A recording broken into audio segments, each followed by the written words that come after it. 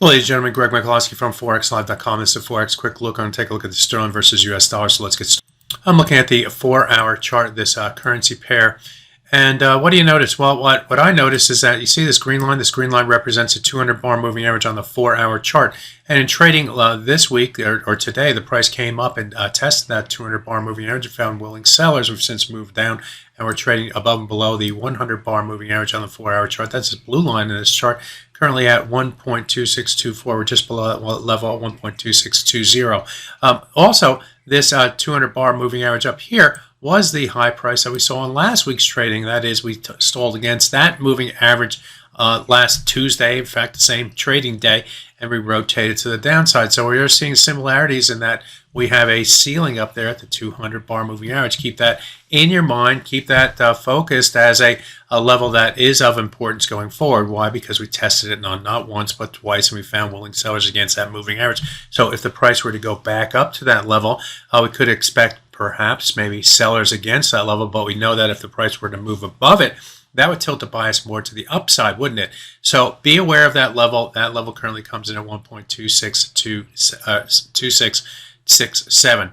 Now we are trading above and below the 100-bar moving average here. We're just below the level currently at the moment. So sellers are trying to make a even more push to the downside, and that push to the downside still needs to get below this swing area down to 125.94 up to 126.13. The level corresponds with the number of different swing lows and swing highs going back in time to here. You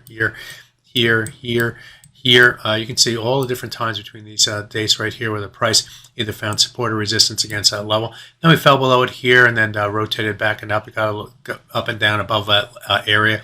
Admittedly, it got a little bit messy, but we did try to find some sellers against the level in trading last week, only to back off against that level.